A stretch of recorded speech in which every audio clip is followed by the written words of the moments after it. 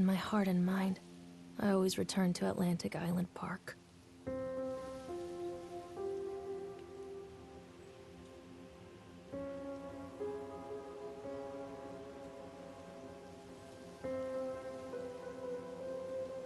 Where's Mr. Bear?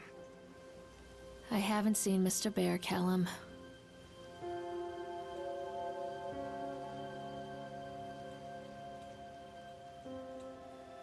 Stay in the car. I'll go and ask information.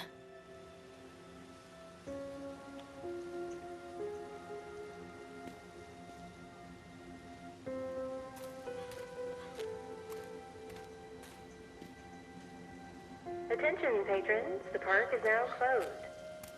Please make your way to the car park at your earliest convenience. Employees prepare the park for shutdown.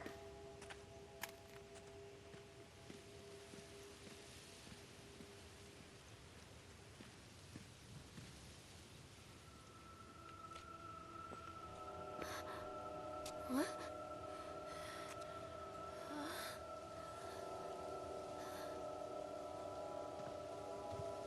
Hey, Lorraine. Lorraine. Don't blame yourself, Lorraine. People lose things all the time. Take a deep breath and think about the last place you saw your son's teddy bear. Hey, stop! I think your boy just ran into the park. I'll unlock the gates for you.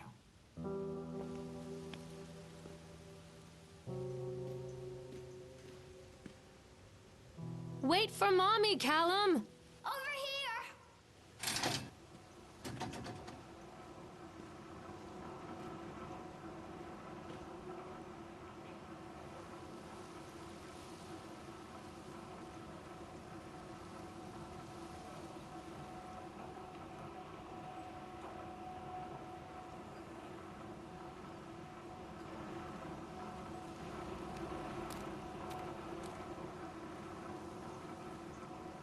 There's something special about the entrance to an amusement park. A line drawn between the real world and the world of whimsy within. On this side, the apathy of our everyday lives. And on the other, anything we might dare to dream. It's no wonder Callum ran back inside. I wouldn't want to leave either. Attention, employees. The park is now closed. Have a safe journey home.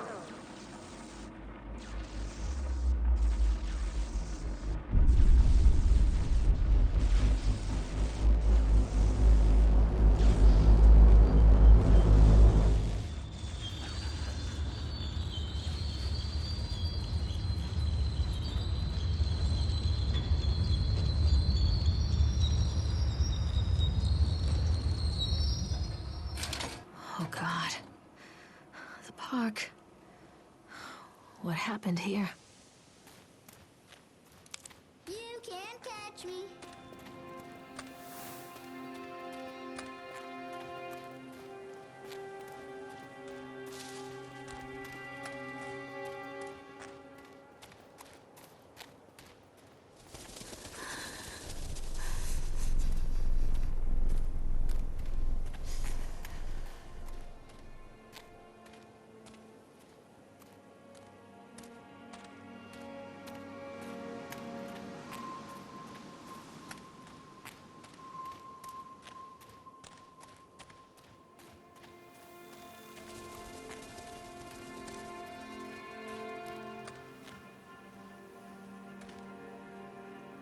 I think this belongs to Callum.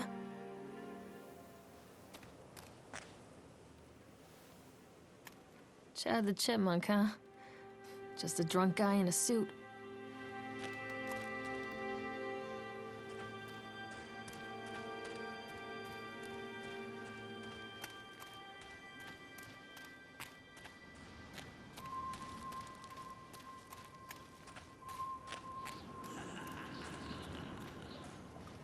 Callum, stay where you are!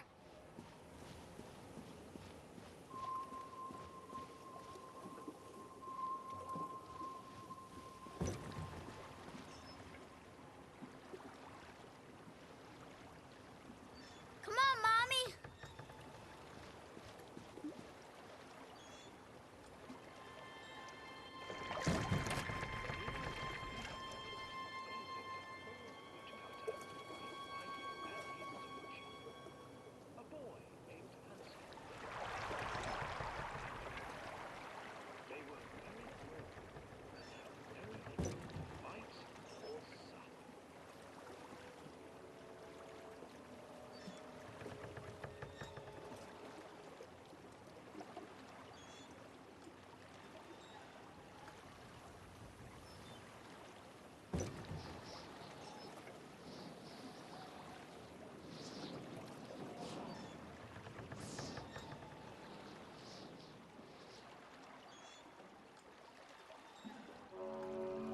Near a great forest, there lived a poor woodcutter, his wife and his 2 children. A boy named Hansel and a girl named Gretel. They were very poor and had very little to bite or sup.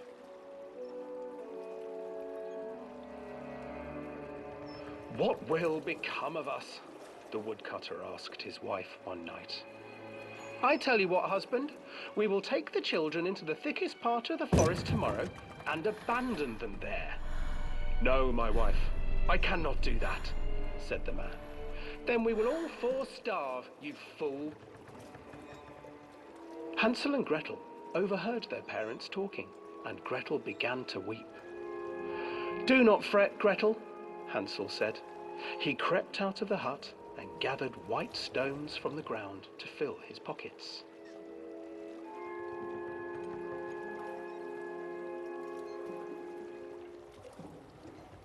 The next morning, the woodcutter leads the children into the forest. Before they leave, their mother gives them a slice of bread and warns them that they will get no more food that day. Clever Hansel leaves a trail of white stones behind them as they pass into the woods. When their father leaves them, the children wait a while, then follow the trail back to their parents' house.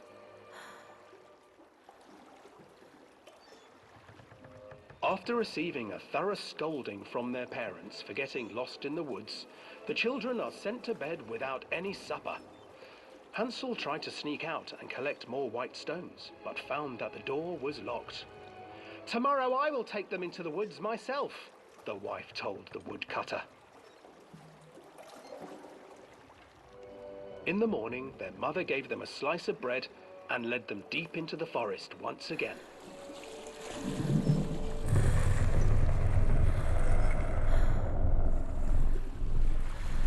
Hansel broke his bread into pieces and left a trail of breadcrumbs to lead them safely home. But hungry-eyed birds snatched up the breadcrumbs and his trail was destroyed. Abandoned by their parents and unable to find the trail home, the children wandered in the forest for 3 days.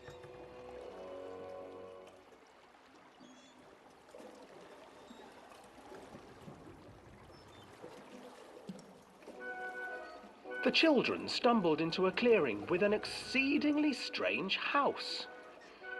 Its walls were made of gingerbread, and its windows were panes of clear sugar. Hansel, desperately hungry, ran forward and began to nibble on the walls.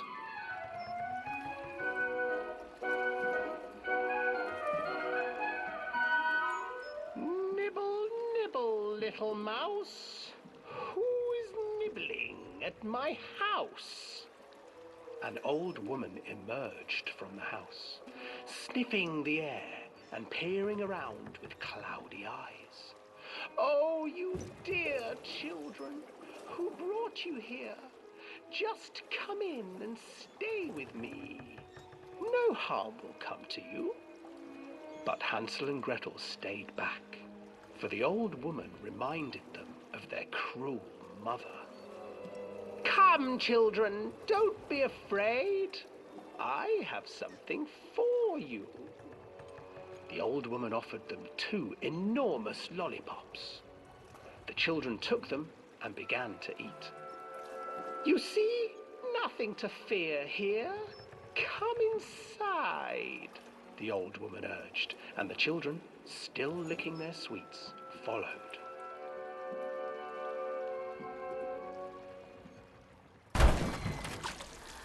Once inside the house, the old woman changed.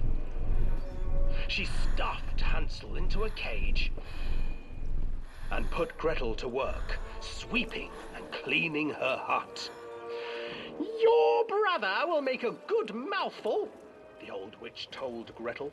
"Once he is fattened up, I shall feast upon him."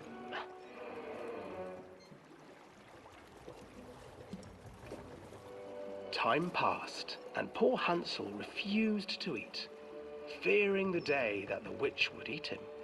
The witch, for her part, grew impatient. Today I will cook and eat your brother, Gretel. Climb inside and light the oven. But Gretel pretended not to understand. I do not know how. Where is the opening? Fool, the old witch said. The opening is here. And she moved to show Gretel. Seizing her courage, brave Gretel gave the witch a shove, and the old crone tumbled forward into the oven. Gretel slid a large iron bolt over the door to the oven. Gretel freed her brother Hansel, and together they lit a fire beneath the oven.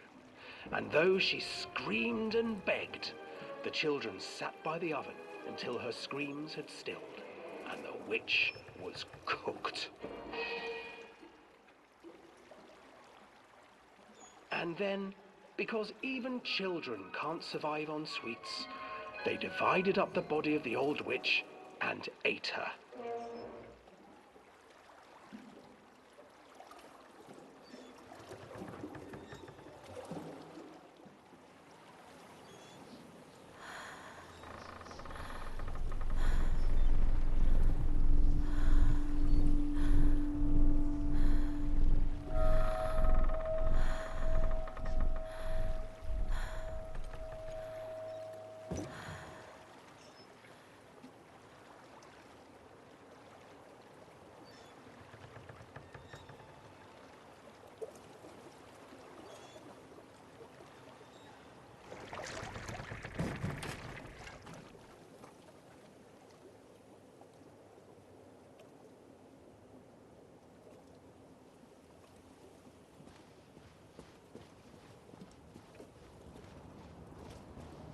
Hansel and Gretel.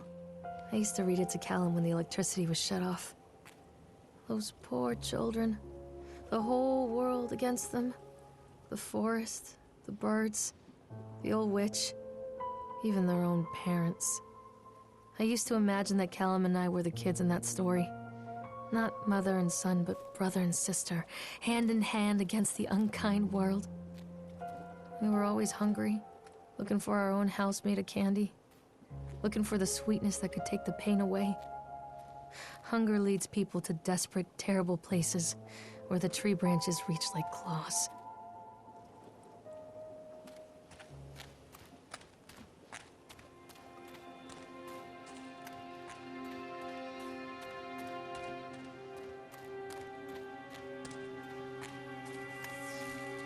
Another accident. This place.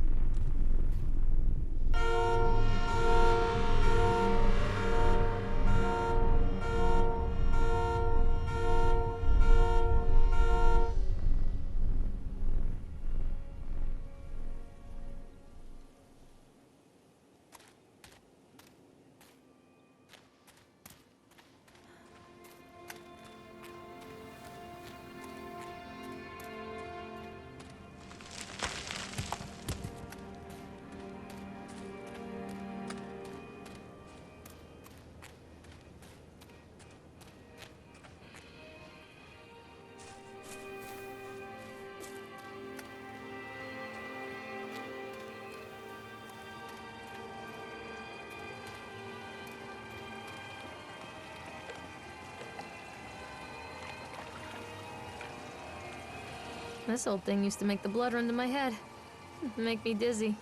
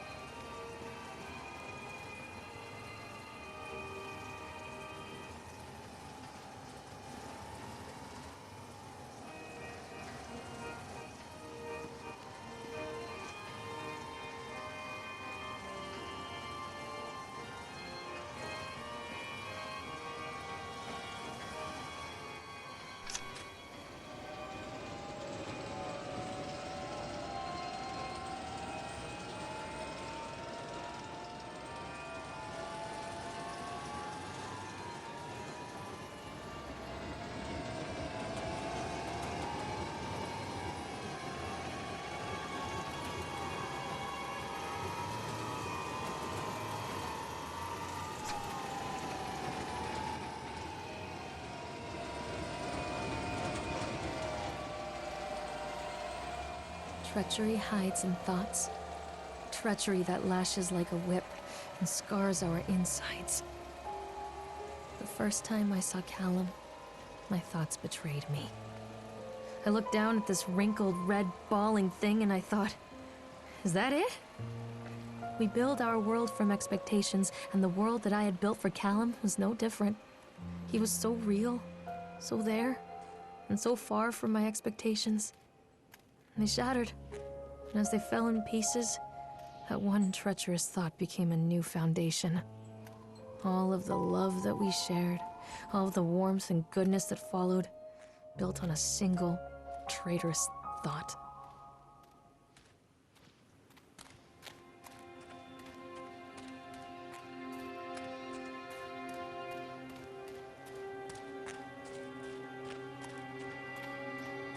Constant crashes and 80s music. I guess it floats someone's boat.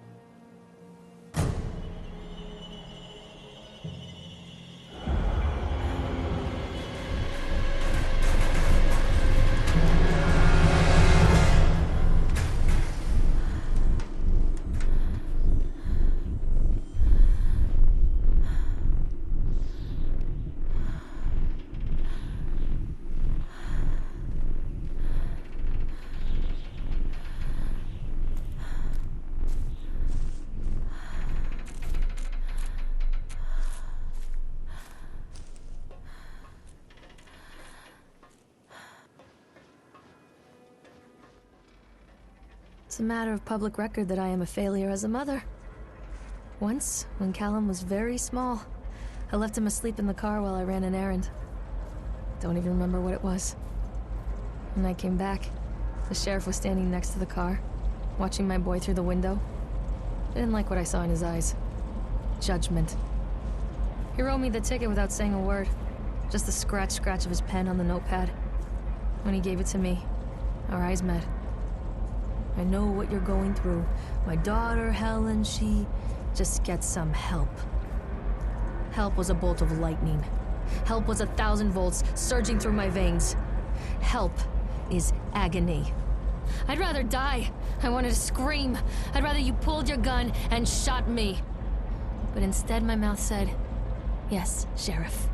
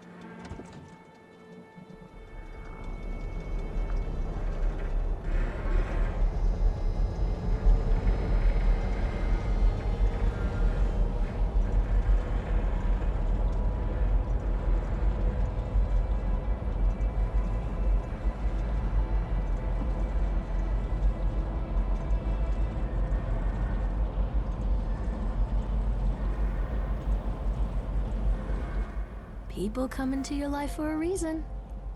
Dad used to say that before Mom ran off. After that, he mostly just drank. Things were different for Don and I. When we met, I was sweeping the floor at Susie's diner.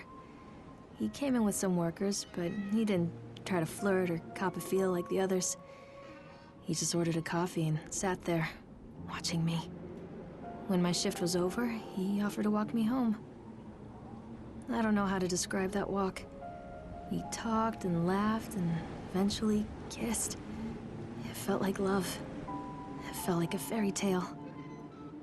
I can't tell you if Callum was made that night or one of the ones that followed, but I think it has to be that night. That one perfect night.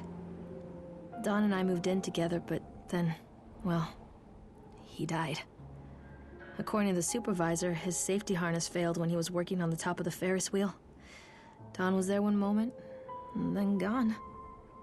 Sometimes people leave your life for no reason. I was 3 months pregnant with Callum. Fairy tale fucking over.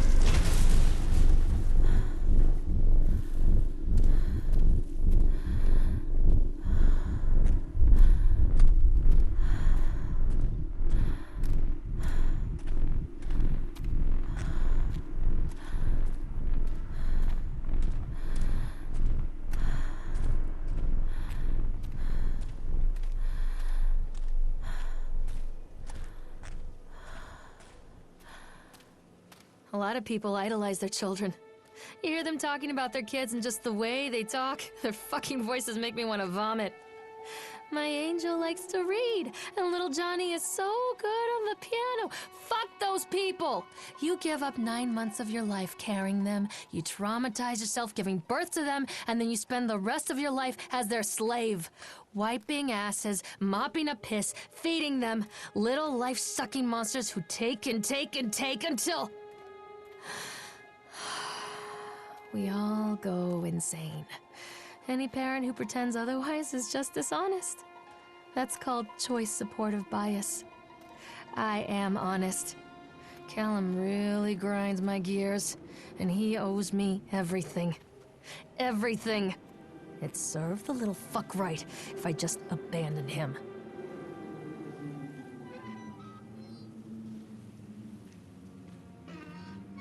I always wanted to ride this one.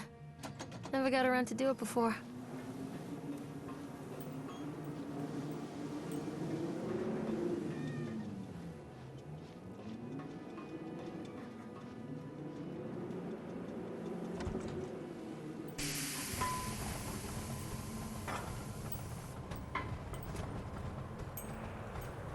What do you want?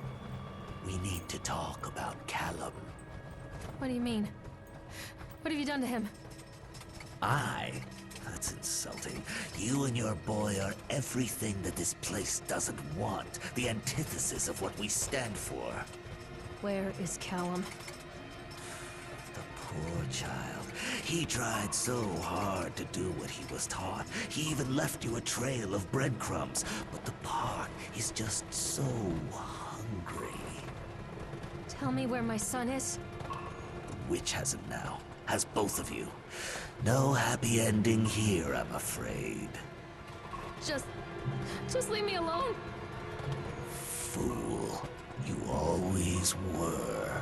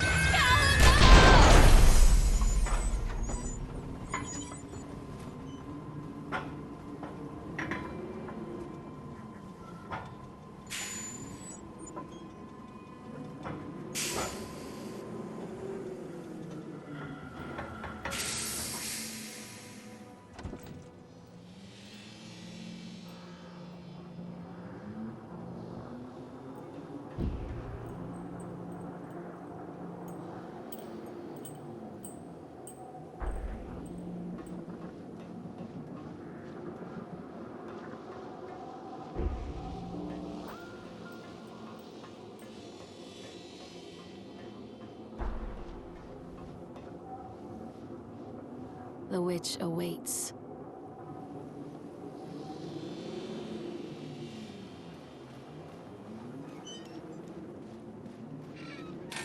Callum has bruises on his arms, finger marks. Someone has been hurting him! I've asked him, demanded really, to know where he got the marks. But he doesn't want to answer me. Something has scared him into silence. He doesn't dare talk. He's been changing too. Something sinister lurks in the darkness behind his eyes. I catch him staring at me at odd moments. In the night, he tosses and turns and cries out words that I cannot understand. When I try to soothe him, he snaps and bites at my fingers. I think he wants to talk to me. I think he wants to tell me. But they are watching him every minute of every day. They are whispering to him in his sleep, changing him. They are taking my baby away from me. I can save him. There will be pain. But I love him, and in the end, he will understand why. The whole town was shocked by that one. Never found out who did it.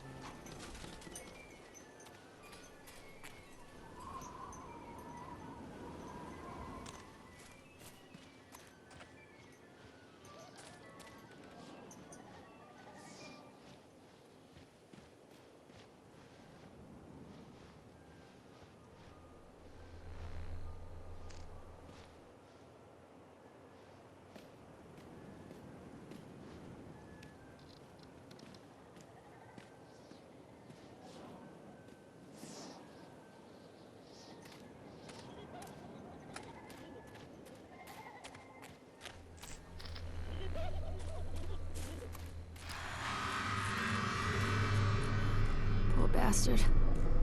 Who did this to him?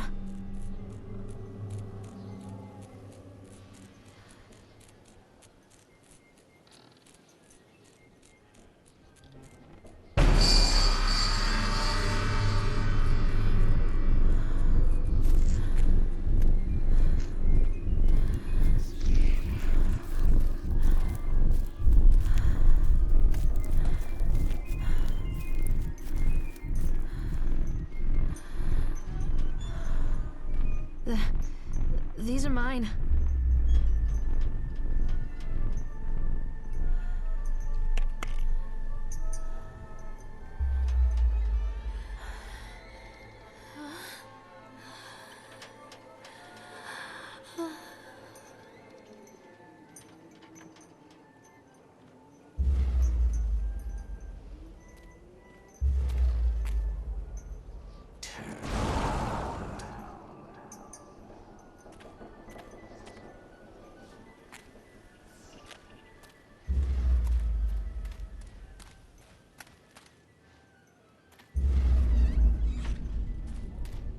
Don't touch me!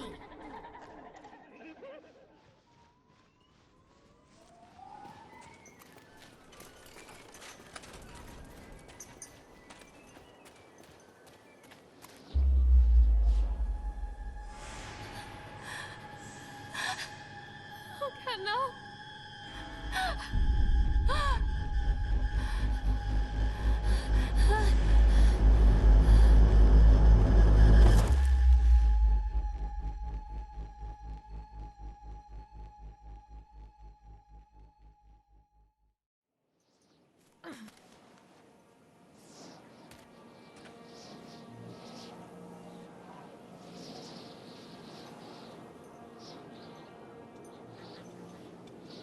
The park is a collage of contradictions all of its own.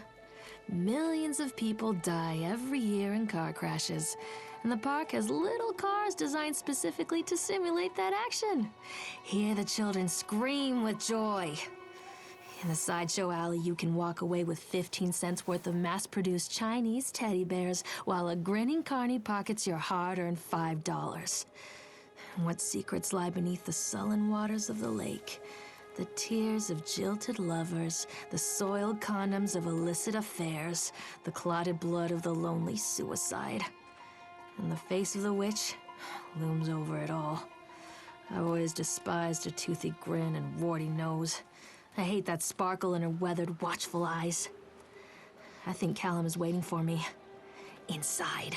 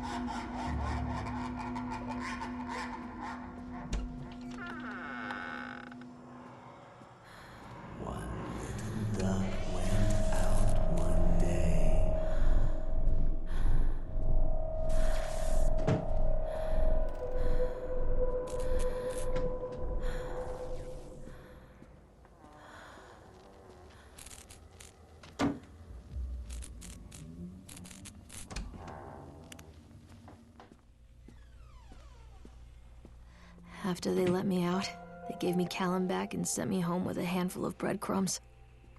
Home, bittersweet home. I barely recognized it. Where there had been color and light, there were shadows and regrets. Where there had been warmth, there was a bone-deep coldness that never went away. I tried my hardest to keep the ghosts at bay. Don, watching from the dusty corners while I tried to teach his son to read. My father, coldly assessing me and finding me lacking. I devoted myself to Callum and did the things that they told me. It will get better, they said. Every day will be a little better than the last. I'm in the woods now, lost and afraid. Things never got any better.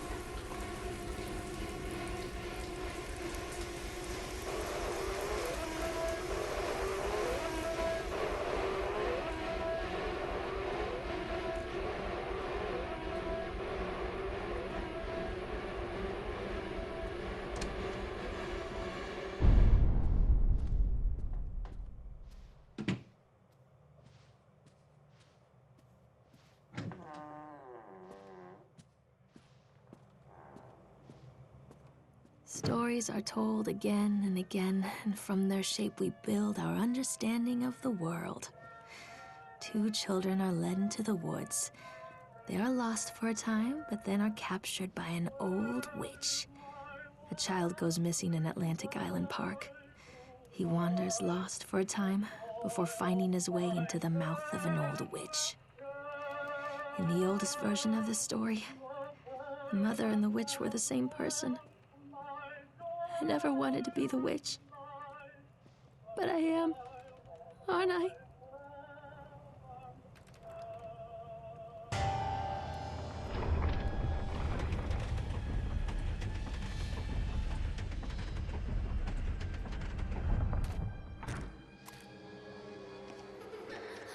Callum?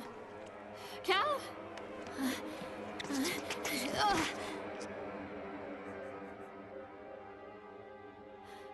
Callum? Callum? Callum!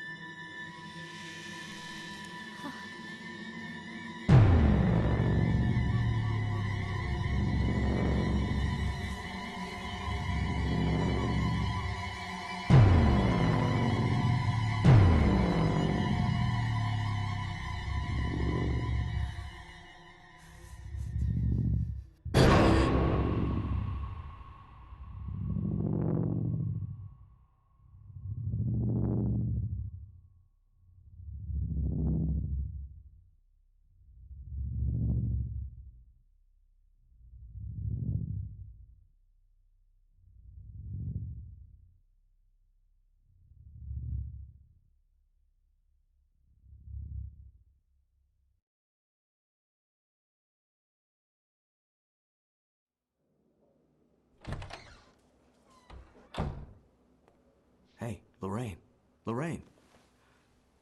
Don't blame yourself, Lorraine. People lose things all the time.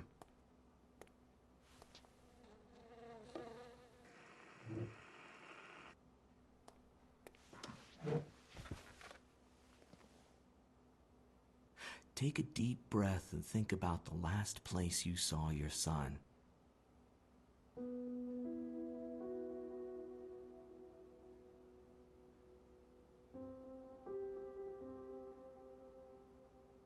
In my heart and mind, I always return to Atlantic Island Park.